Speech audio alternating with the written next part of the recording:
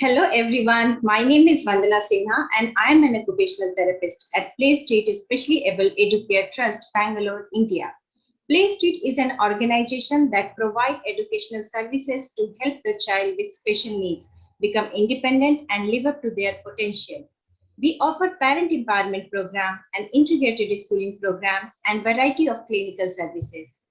As April is Autism Awareness and Acceptance Month, we wanted to bring to you the pioneer in the field of autism to guide us all and spread more awareness and knowledge.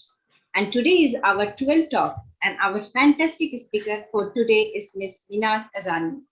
Miss Minaz is a master in special education with nearly 20 years of experience as a special need educator. She is a faculty member of Breakthrough International USA, the House of Brain Gym program, licensed brain gym and touch for health instructor. She is also movement-based learning teacher training instructor. And today she is talking about the brain gym and its effect on cognitive development and communication for children with autism. Thank you, Ms. Minaz, for agreeing to join us for Play State Autism Hour today. We are honored to have you here. Hope Thank you, you are Vandana. doing well.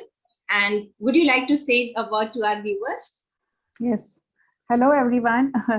Thank you, PlayStreet, for inviting me to understand about Brain Gym. Really appreciate. Great. Okay, so we are also glad to meet you, ma'am. And let's get started with our first questions. So, of course, we all want to know more about the brain gym. What is brain gym? Our name is it's like exercise. We are doing brain exercise. And also, as clinically, we have seen and experience based, we have seen a lot of significance of the brain gym. But why still it is called the pseudoscience? Sure. So the Brain Gym program is a holistic system which is based on the principles of kinesiology and learning theory. It was developed by Dr. Paul Dennison and his wife and partner, Gail Dennison. And what it does is that it utilizes the 26 designed movement activities and related techniques.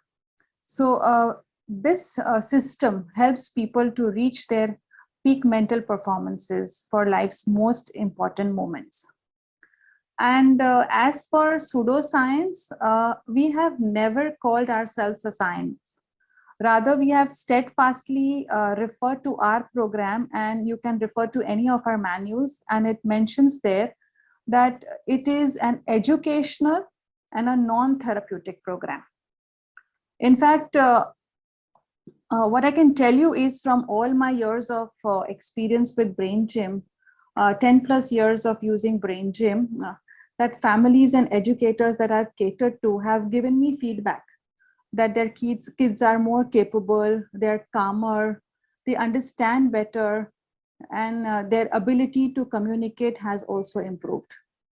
And this program has been running since the 80s, and it's not decreasing in numbers. In fact, the numbers are increasing, and there are over 2,000 instructors in about 28 countries all over the world.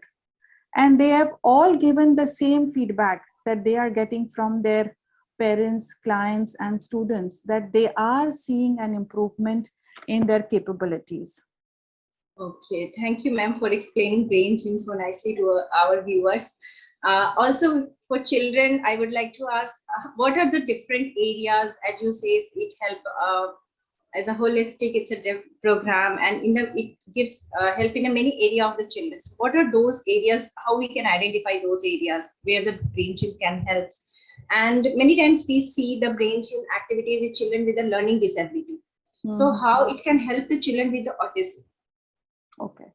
The Brain Gym program, it offers a proven approach and which addresses and it incorporates the physical skills of learning like visual, auditory, motor, stress management, proprioception, balance, ability to communicate, etc., to pay attention.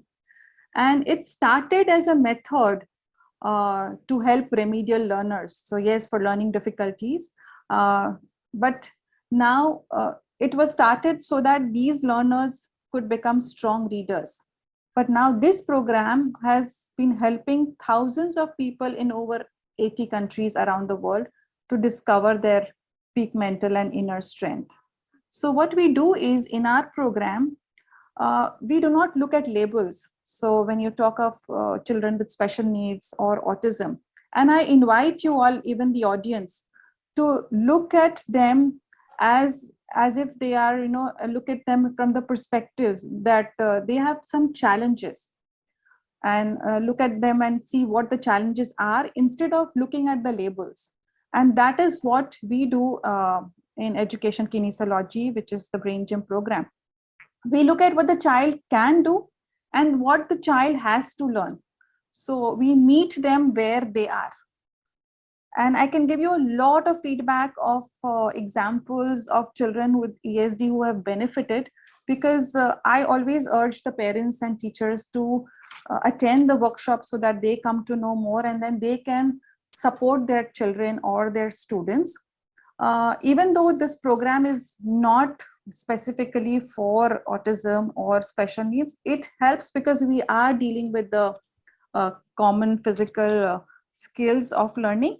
And I have personally got feedback from parents saying that, my of ASD, that the teacher says that now my child is tracking me in the room. I know a parent has told me that now my child knows how to calm himself down. He uses the hookups to calm himself down. And another one that I have got is that, previously my son was losing balance. But now I have taught the special educator brain buttons, and which is helping him with his challenge of balance. So he's able to keep his balance.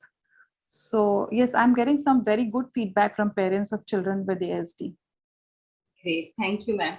So we don't have to see a child from a level, we have to see where the child has the challenges. So it could be, if the child has the balance issue, it could be a child with the developmental delay or autism. If it is a communication difficulty, it could be a child with the ADHD, or it could be a ASD. So we need to see the challenges, not the levels. Great. That's right. Thank you, ma'am. Also, ma'am, could you explain a few of the component of the brain chain? And we always talk about noticing the child or noticing the individual, what the changes you are looking for, or maybe any minor thing. So what is that meaning of noticing? Please elaborate to our viewers. So let me tell you first about the brain gym exercises. There are 26 brain gym movements which are designed to activate various cognitive functions, like, as I mentioned before, seeing, listening, comprehension, organization, communication. And these are divided into 4 categories. So then there are the midline movements, which are thought to support coordination of the left and the right side of the body for physical action, and also the left and the right hemisphere for brain, left and right hemisphere of the brain for cognitive processing.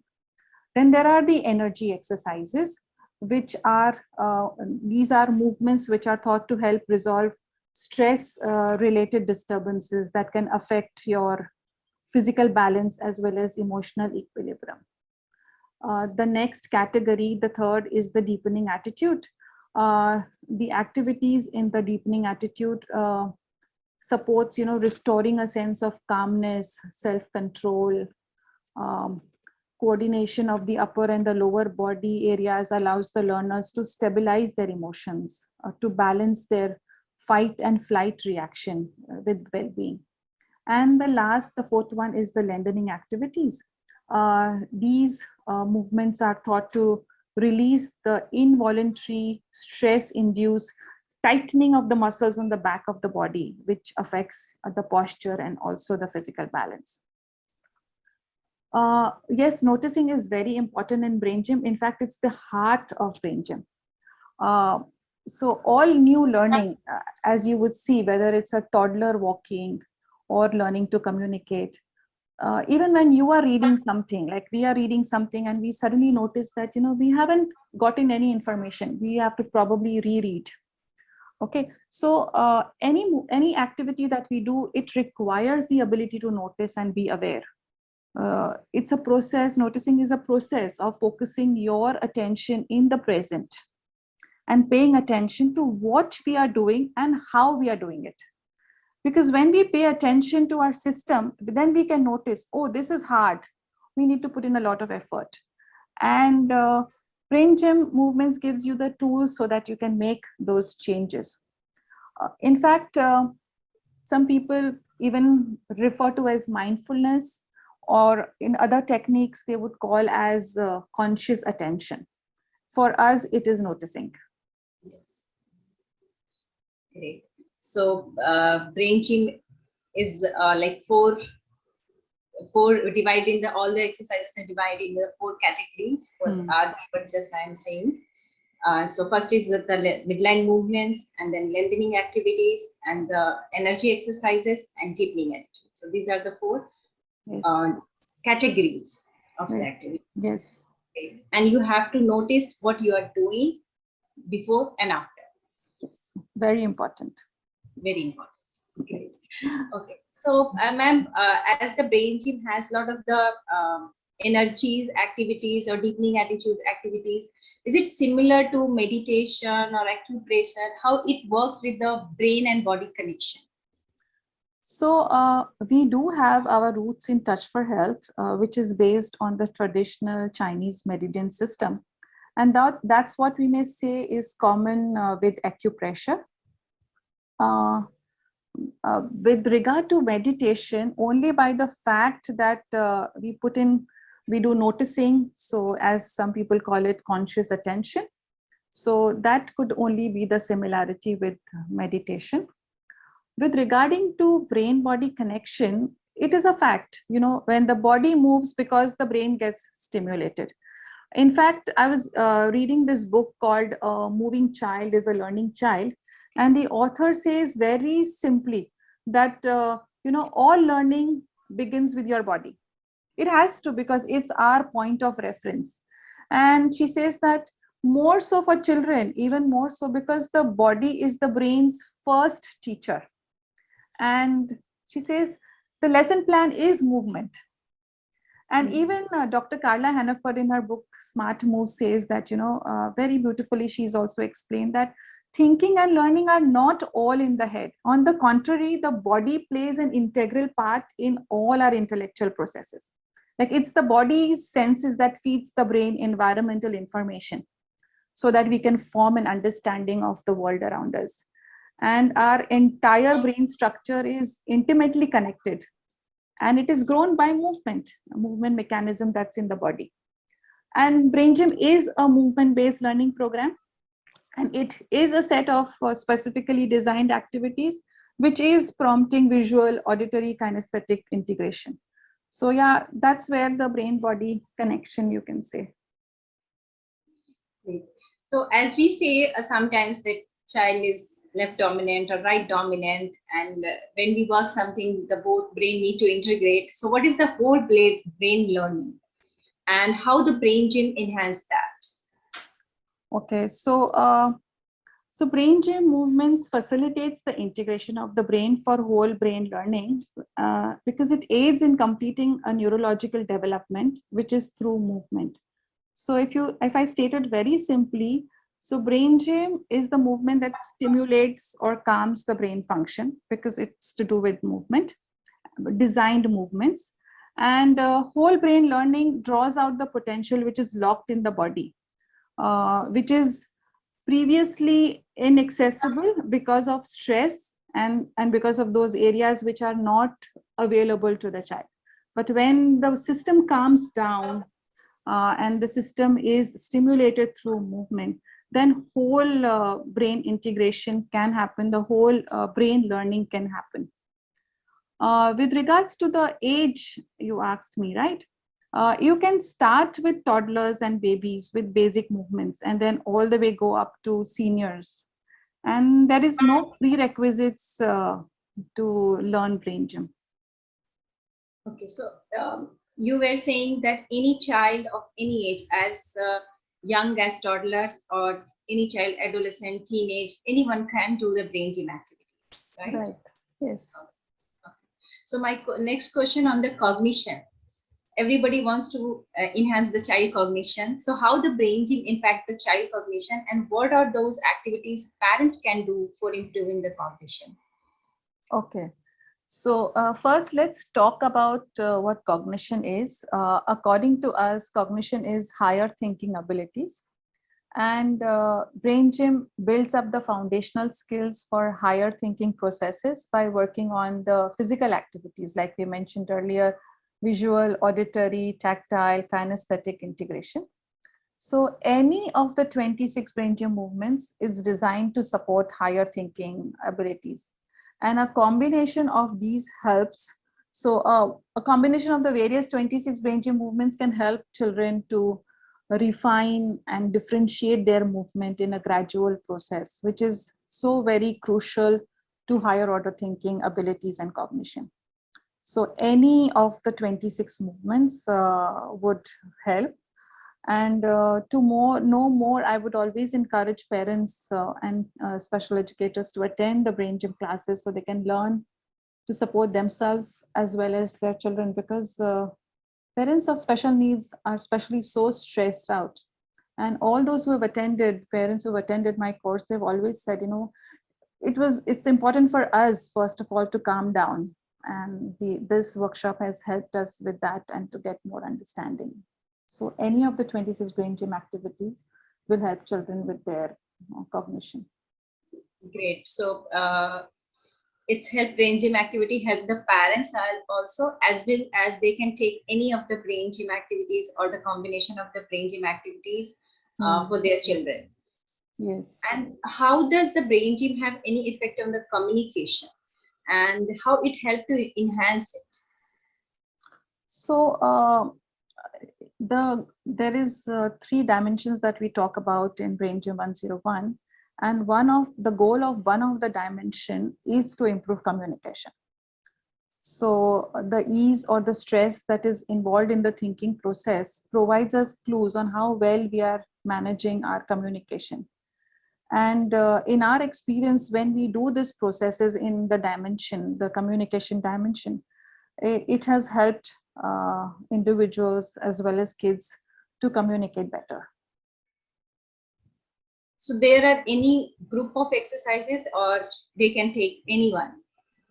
So it's a balanced process that we have. So then there is the action balance for communication, which has pre-designed from the 26 movements, the activities which will help, with bilateral visual, binocularity of vision, bilateral hearing, using both your hands, and all of the essential skills of communication.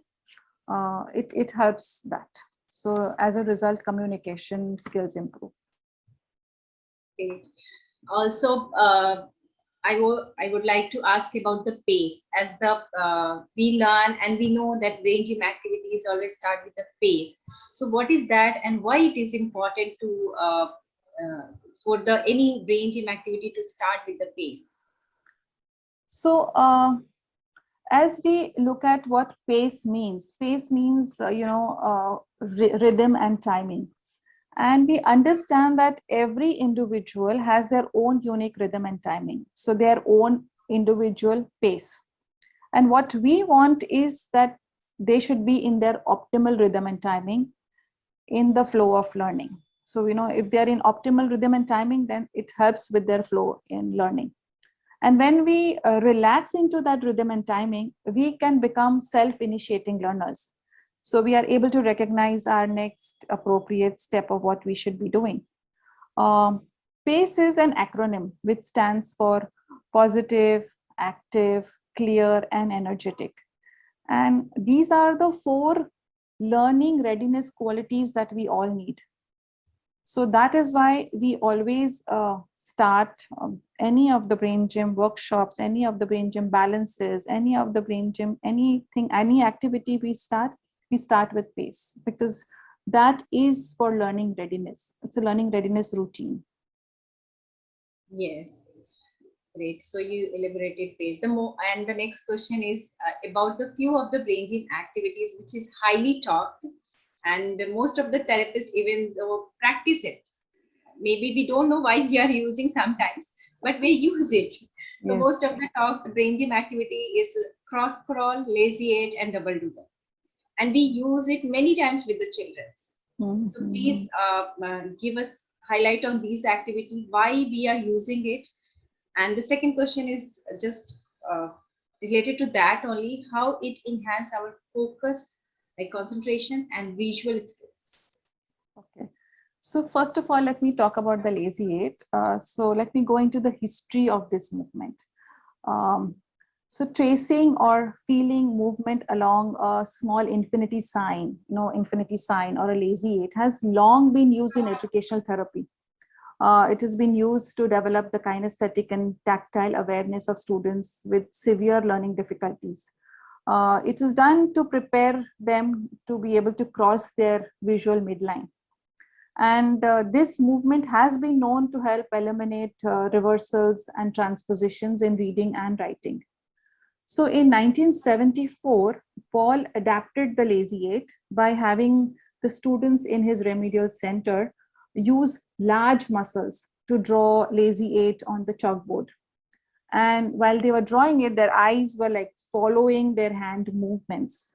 So then his students were immediately able to discriminate symbols and distinguish the left and right.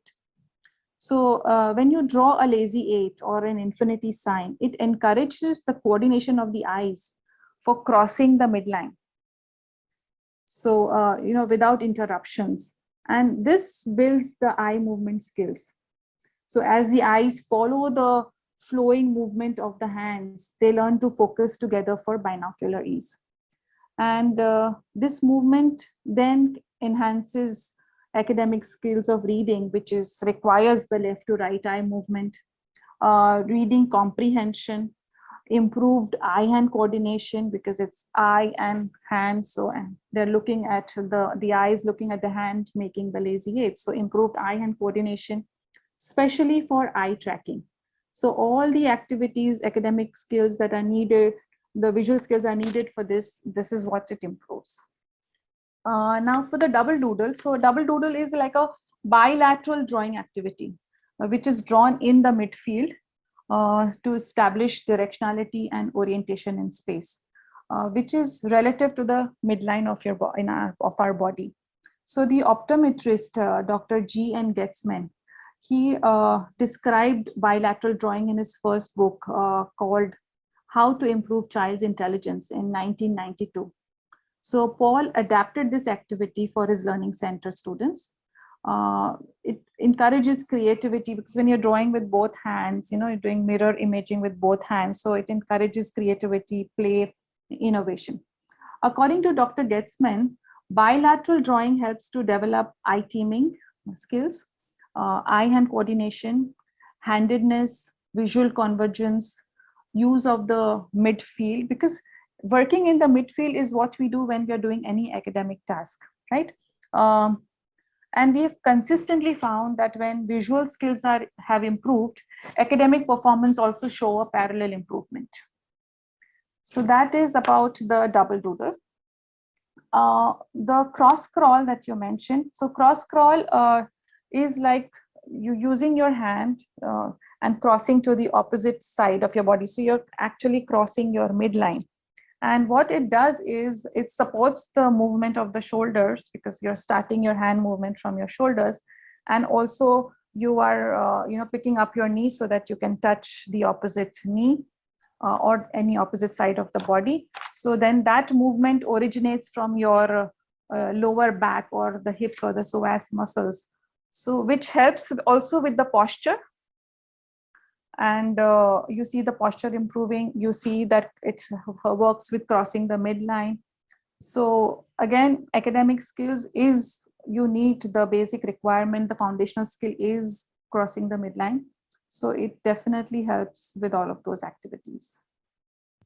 Great, thank you, ma'am. So by 3 activities, just you have explained how the brain gym improve the midline movements, the visual skills, and of course, all together it improving the academic, as you mentioned in the initial question. It's an educational thing. So how it brings the educational improvement via including all the things, like via activities, it improves the physical skills, midline movement, visual skills, and ultimately the education, right? Yes, yes. Okay. And for therapists and for parents, this is the question: how therapists can blend it, brain gym activities in the therapy. It could be like occupational therapist or speech and language therapist, special educator, how they can blend it, and also how the parents can implement the same at the home. So it is so heartening to know, that now more and more therapists, OTs and PTs are attending the brain gym workshop, and they are integrating these processes very comfortably with whatever they are doing, and they're seeing such positive results. I have got feedback from a lot of my therapist participants, and in fact, brain gym has become so popular now that I have been invited to well-known universities in India like SRM University, KLE universities to train their PTs and OTs. So they are finding this, very simple to understand. They understand because they know the anatomy also. They understand what skills are in being used in the brain gym activity. So they are able to very, very easily, easily incorporate it in their program therapy, especially with noticing. They love it. I have had feedback from PTs and OTs that, we usually give report, after every 3 months of what the child improvement that we see. But when we are using brain gym and we're using the noticing process, even we are seeing, and the parents are also seeing, that within a same session you can see an improvement. Whether it is, if I just say from 0 to 10, what is the improvement that you see, it could be even 1 or 1.5 or 2, but because they are noticing it, they are being mindful of it, they are able to see that change. And the parents are seeing that change because they are trained to see it, notice it in that way. And that gives them a lot of hope that, in one class itself, there is so much of improvement. Similarly, parents are the first teachers of their children. So when parents also attend the workshop, they understand, and these are simple movements, and they understand what is to be done. So and it's always better when parents learn it, according to my opinion, because they can always reinforce what the therapists are doing in the centers, and they can reinforce it at home. So, the effect, the improvement that you see, the results that you see is much faster. And it's very simple, so they can easily implement it at home. Great. As we know, in brain gym, there is no wrong. There is always right and more right. More right. Yes. Okay. So my next question, ma'am, is related to breathing. As we know, we include in every activity there, breathing is a part. Breathing go all together. So, and for children with autism, it's very difficult. This concentrate on the how we are doing breathing. It's very difficult to concentrate on that. So how we can teach this art to children, how we can blend it, how we can put it together. So breathing is actually power. When you breathe, breathing is supposed to energize you and relax you. But you know that when we are under stress, we tend to hold our breath. And same goes with all the children with special needs. It seems that they're always under stress. So they are holding their breath. They are not breathing. And so the simplest technique that I always tell parents and therapists to do is, you just show them picture of a rose, so, and a candle. So say, smell a rose and blow a candle. So when you smell a rose, you're breathing in. When you blow a candle, you're breathing out. So that really relaxes them. Another technique that I also tell them is to take a tissue paper and just float it in front of them, and just ask them to blow the tissue. So then they actually blow. So then they are breathing out. Another thing is, simple thing is that if you tear some pieces of tissue and put it on their hand and say, now let's blow this, they find it like a fun activity and they do it. Of course, there are many activities, but what works best is the smell a rose and blow a candle activity. Yeah. Mm. Oh, thank you, ma'am. So here we come to our last question. So please explain to us a sample of the brain gym session that would be helpful for the individual with autism. I know it's very vague, but how you plan actually a session of the brain gym? So let me give you an overall of what I would do. I do in a session, in a brain gym session, is first of all, I pace myself. So it's important that a therapist becomes positive, active, clear, and energetic. And I do a positive attitude balance on myself every day so that I am calm and composed and positive, and I'm ready to support the child and the parent when they come in. And when the child comes in, we do modified pace because the child depends on the ability of the child. So we do modified pace. And then what we do is, after the modified pace, the child just settles down and is in a more centered place. So that he can now learn. And then we look for a goal of what is the goal for the child. What is it that you're looking at? What is the parent's goal for the child? What is my goal for the child? What is the thing that I can start with? So it could be to communicate, it could be to walk by themselves, it could be to understand how to turn a page in the book, it could be to calm down when there's a lot of noise. So then we look at a goal to work on, and then we see where they are with that goal. What is their current status, where they are functioning, keeping that goal in mind. And then we look at the 3 dimensions that we work on, and choose the appropriate movements, work on that, support them with the activities if they need that, with adaptations of any kind that they need. In special education also, we say that if the child needs gestural prompt, physical prompt, any kind of verbal prompt, give them that support. So we give them that support. And then when we finished teaching the movements, going through the movement, we want to again notice if there is any change. So in the pre-activity, and then comes the post-activity after the movement, any change, any shift that we are seeing in the pre and the post. And of course, parents are encouraged to take this activity that supports the child home, and we call it home play, so that it's fun. We always, when we're doing a brain gym activity, we always invite them. So it's a playful thing. We don't say homework because homework is very stressful. So it's home play, and then we invite parents to take it as home play so that they can reinforce the same learning, to reinforce the changes that happens and the benefits that they've seen. So they take it at home. So this is like an overview of a session that we do as a brain gym instructor. Great. Thank you, ma'am. Thank you for all the information. And for our parents, I would like to mention here, as brain gym says, don't say try, right, ma'am? Yes. And always do your best. So True. Can you explain this to our viewer? You are the best person to explain this. So when you're talking about try, trying is very stressful. Like if I'm saying, try to catch this pen, it's just so stressful. In fact, I use this in my class workshop. So if I tell the participant, try to touch the ceiling, and they will do this. Oh, they're not able to reach the ceiling.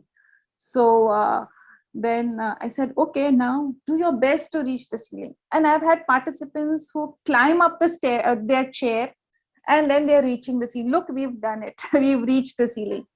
So what is the difference is that the language can make you or the opposite person or your child unintegrated, which means, they're stressed. Whereas language, using appropriate language, can in fact make them do what they can do. So like try is stressful, whereas doing your best, and it could be whatever is your best. And I know parents are doing their best, but they don't think that it is their best. So they need to understand that whatever they are doing is the best that they are doing, and then they'll be able to do more. Great.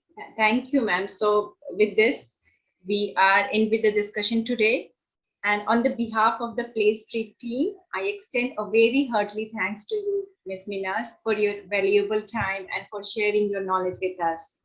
And I would like to end with a note that you all know that topic of the summit is importance of relationship, movement, and consciousness for individuals with autism. And I hope today we all gotten more ideas from Ms. Minaz, importance of the brain gym and movement and how it impacts the child learning, communication, and thinking abilities. Thank you everyone for joining us today. Take care and goodbye. Thank you, Vandana. Thank you, PlayStreet, for inviting me. It was a pleasure.